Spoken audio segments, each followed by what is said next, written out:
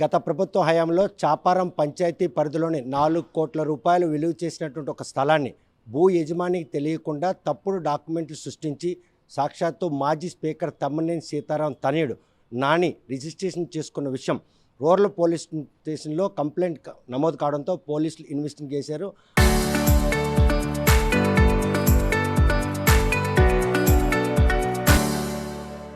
అందులో 13 మందిని నిందితులు చేశారు. 8 మందిని అరెస్ట్ చూపించిన ఈ నేపథ్యంలో ఆ స్థలం ఎవరిది, ఆ స్థలంలో తప్పుడు డాక్యుమెంట్లు సృష్టించడానికి మాజీ స్పీకర్ కుటుంబ సభ్యులు ఎలా ప్రయత్నించారు, ఈ పరిణామాలన్నీ కూడాను ప్రస్తుతం శ్రీకాకుళం రూరల్ సిఐ బయటపడిన మనతో ఉన్నారు. చూస్తే కనుక అసలు ఈ స్థల వివాదం ఎక్కడ మొదలైంది, ఎవరు కంప్లైంట్ ఇచ్చారు, ఇచ్చిన తర్వాత ఇన్వెస్టిగేషన్లో ఎటువంటి విస్మయం చెందే వాస్తవాలు బయట.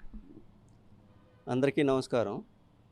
ఇక్కడ మనం చెప్పవలసిన విడ్డూరం ఏంటంటే, మనిషి చాలా బాగున్నాడు, ఆరోగ్యంగా ఉన్నాడు, జీవించే ఉన్నాడు. ఆ జీవించిన వ్యక్తిని చచ్చిపోయాడని చెప్పేసి ఓ డెత్ సర్టిఫికేట్ చూపించి, యాక్చువల్గా ఎవరైతే అందవరపు గోవిందరాజులు ఉన్నాడో అతను బ్రతికున్నాడు, మంచి రియల్ ఎస్టేట్ వ్యాపారం గట్రా చేసుకుంటాడు. ఆయనకి 2 మగ పిల్లలు, ఒక ఆడపిల్ల పేరు సునీత. అయితే అతనికి పిల్లలు ఎవరూ లేరు. ఏకైక వారసురాలు ఏ రజని అని చెప్పేసి, ఏ రజని అంటే అడబాల రజని, ఆవిడ పెదకాపు బై క్యాస్ట్. ఆవిడని ఏ అందవరపు రజనిగాను మరియు వైశ్య బై క్యాస్ట్గా క్రియేట్ చేసి ఈ చాపురం పంచాయతీలో సుమారు 900 గజాల స్థలం అది. ఆ స్థలాన్ని ఓ 3 నుంచి 4 కోట్ల వరకు దాని వాల్యూ ఉంటుంది. కొంతమంది రియల్ ఎస్టేట్ బ్రోకర్ల సహాయంతో ఇప్పుడు ఎవరైతే నాని గారు ఉన్నారో నాని గారి పేరుని రిజిస్ట్రేషన్ చేసుకుంటారు. రిజిస్ట్రేషన్ దర్యాప్తులో మనం అందరిని తీసుకొచ్చి ఇంట్రాగేట్ చేస్తే దీంట్లో మరి కొంతమంది ఇన్వాల్వ్మెంట్ కూడా ఉందని చెప్పి తెలిసింది. ప్రస్తుతానికి 9 మందిని మనం ఇంక్లూడింగ్ సబ్ రిజిస్టర్తో పాటు అరెస్ట్ చేయడం, 9 మందిని చేయింది.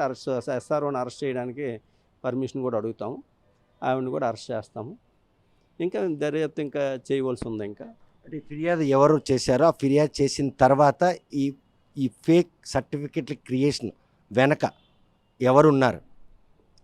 ఫిర్యాది కట్టా జయశంకర్ అని అతను చేశాడు.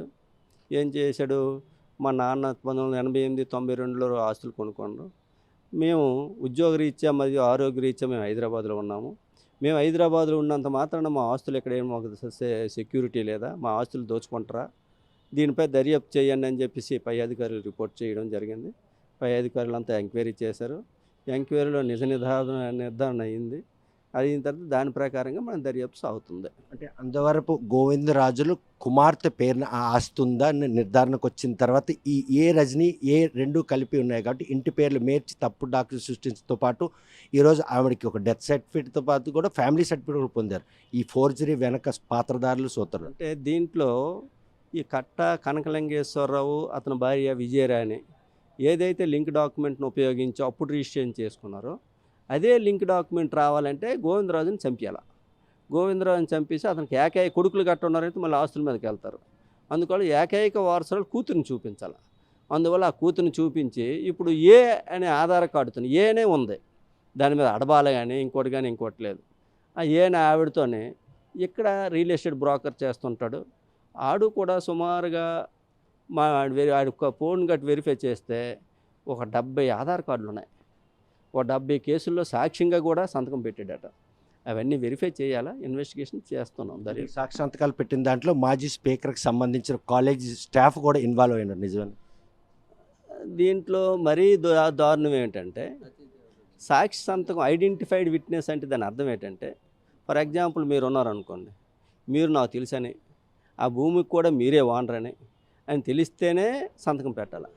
అప్పటి వరకు కూడాను ఆ ఎవరైతే 4 లెక్చరర్స్ కానీ టీఎస్ఆర్ కాలేజ్ స్టాఫ్ కానీ ఎవరు కూడా అడబాల రజని అంటే ఎవరో, ఆవిడకి ఆస్తి ఉందో లేదో, ఆవిడ ఎక్కడ ఉంటుందో తెలియదు. ఏమయ్యా ఎందుకయ్యా ఇలా సంతకాలు పెట్టారంటే, ఏముంది సార్ మరి వాళ్ళ దగ్గర మేము పని చేస్తున్నాం, వాళ్ళు పెట్టమంటే మేము పెట్టాం సార్. అంటే ఇందుకీ అడదాల రజని ఎవరు, ఎక్కడి నుండి వీళ్ళకి అంటే అంటే ఒక డయాస్ అయ్యారు? అడబాల రజని అనే ఆవిడ జైపూరు, ఒరిస్సా రాష్ట్రం. బాగా దివాలు తీశారు. ఈమెకు ఒక కూతురు ఒక కొడుకు ఉన్నారు. కొడుకు కూడా మెంటల్లీ రిటైర్డ్ పర్సన్. భర్త కూడా గత 15 సంవత్సరాల్లో చనిపోయాడు. అక్కడ పరిస్థితి ఏం బాగోలేక ఇల్లు గట్ట అమ్ముకొని ఇక్కడికి వచ్చారు. కూతుర్ని రాగోలు ఇచ్చారు. రాగోల్లో సాలిపల్లి లక్ష్మణరావుని అడిగి ఇచ్చారు. ఆడు రియల్ ఎస్టేట్ బ్రోకర్, టైలరింగ్ పని కూడా చేస్తాడు. అందువల్ల అక్కడ మరి ఇంకా ఆధారం లేదని చెప్పి ఇక్కడికి ఆవిడని తీసుకొచ్చి ఆధార్ కార్డు కూడా ఇక్కడే మార్చారు, ఫంక్షన్కి పనికి వస్తుందని. ఆ ఏని ఈ అందవరపుగా ఉపయోగించారు. ఈవిడ కూడా ఇంతకుముందు ఆ ఏ రజని అని చెప్పి డాక్యుమెంట్లు సంతకం పెట్టానేసి ఇంతకుముందు కూడా పెట్టానని చెప్తుంది. ఆవిడకి 10,000 రూపాయలు ఇస్తే ఎక్కడైనా సంతకం పెట్టేస్తుంది. చూస్తే కనుక ఈ ఎపిసోడ్లో మాజీ స్పీకర్ కుటుంబ సభ్యుల ప్రమేయంతోనే అమ్మకందారులు లేకుండా భూమిని కొనుగోలు చేసేటట్టు ఒక ప్రక్రియ కొనసాగినట్టు మీ దర్యాప్తు తేలిందంటే? దర్యాప్తులు తేలింది అది. ఇంకా దర్యాప్తు చేయవలసి ఉంది, ఫర్దర్ విషయాలు కూడా చేయవలసి ఉంది. ఇక్కడ మొత్తం 9 మందిని మాత్రం ఇంకా అదుపులో తీసుకున్నారు. మొత్తం 13 మందిగా చెప్తున్నారు. మిగతా A1, 2, 3 ఎవరని? కొన్ని విషయాలు చెప్పొచ్చు, కొన్ని విషయాలు చెప్పకూడదు. అవి A1, A2, A3 అనేది ఓన్లీ సంఖ్య మాత్రమే. ఈ నాట్ ఏ చార్జ్ షీట్ వచ్చేసరికి ఒక్కొక్క ప్రాధాన్యతను బట్టి వాళ్ళ సీరియల్ వస్తుంది. ఇప్పుడైతే A1 అనేది అడబాల రజని అని, A2 అనేది తెలుగు సతీష్ అని, A3 అనేది సారేపల్లి లక్ష్మణరావు అని అలా చేశాం. చూస్తే కనుక సబ్ రిజిస్టర్ పాత్ర ఏంటి? ఇంత ఫైనాన్షియల్ లావాదేవీ జరిగినప్పుడు కేవలం ఆధార్ కార్డు బేస్డ్గా జరుగుతుందా? పాన్ కార్డుని ఎక్కడ కూడా ఉపయోగించే పరిణామాలు కూడా? అంటే ఏదైనా సరే ఇప్పుడు యాజ్ పర్ డాక్యుమెంట్ వాల్యూ ప్రకారంగా 75 lakhs అంత వచ్చింది. డాక్యుమెంట్ వాల్యూ ప్రకారంగా 75 lakhs రూపీస్ వచ్చినప్పుడు మేము దపతపాలకు ఇచ్చాము, అందుకే చెక్ ఇవ్వలేకపోయాము, డీడీ ఇవ్వలేకపోయాము అనేది కరెక్ట్ వెర్షన్ కాదు. దాంట్లో డాక్యుమెంట్ ప్రకారంగా చూస్తే మేము దపతపాలుగా ఇచ్చినట్టు ఉంది, కానీ ఏది చెక్ నెంబర్ ఎక్కడ మెన్షన్ చేయలేదు. మీరు ఏ డాక్యుమెంట్ అని రాయండి, ఫ్రీ గిఫ్ట్ తప్ప మిగతాది అన్నింటిలో కూడా చెక్ ఏదో ఒకటి ఉంటుంది, చెక్ కానీ డీడీ కానీ ఉంటుంది. కానీ ఈ డాక్యుమెంట్స్ వచ్చేసరికి అది లేదు. చూస్తే కనుక ప్రస్తుతం ఏదైతే వారు మార్కెట్ వాల్యూ ప్రకారం 75 లక్షల రూపాయలు వాల్యూ చేసిన స్థలం గత కొన్నేళ్ల క్రితం అది అందవరపు గోవిందరాజుల కుమార్తె రజని పేరుతో ఉంది. ఆ పేరును మాత్రం మార్చారు. జైపూర్కు చెందినటువంటి అడదల రజనీని తీసుకొచ్చి ఆమె ఆధార్ కార్డుతో ఏ అన్న పదాన్ని ఒడిసిపట్టుకొని ఆమె నుంచి తమకు భూమి దక్కలేనట్టు కొనుగోలు చేయడం జరిగింది.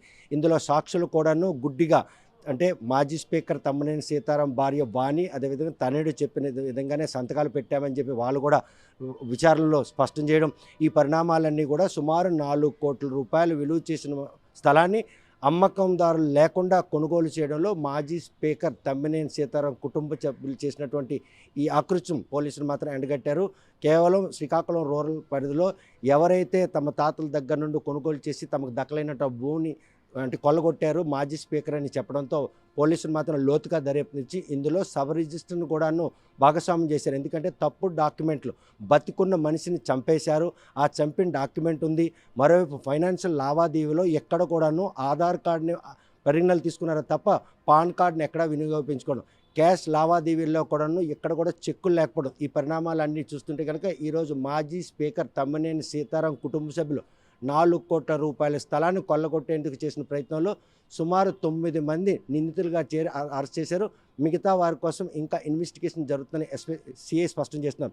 మరి ఈ విషయంలో A1, 2, 3 ఎవరు వారిని అరెస్ట్ చేస్తారా లేదా సబ్ రిజిస్టర్ అరెస్ట్ విషయంలో మాత్రం ఉన్నత స్థాయి అధికారుల తాలూగా అనుమతి పొందిన తర్వాత అరెస్ట్ చేయాలి. కాబట్టి మిగిలిన సాక్షులు ఎవరైతే అడదల రజని వాళ్ళని మాత్రం అరెస్ట్ చేయడం జరిగింది.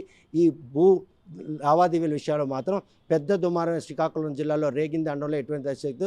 వైఎస్ఆర్ కాంగ్రెస్ పార్టీ అధికారంలో ఉండి అంటే ఒక సభాపతిగా ఉండి ఆయన కుటుంబ సభ్యులు చేసినటువంటి ఈ భూ కొనుగోలు విషయంలో మాత్రం అంతా సర్వత్రా చర్చనీయాంశంగా మారింది అనడంలో ఎటువంటి అతిశక్తి. వీడియో జర్నలిస్ట్ రామకృష్ణతో సత్యం, RTV శ్రీకాకుళం.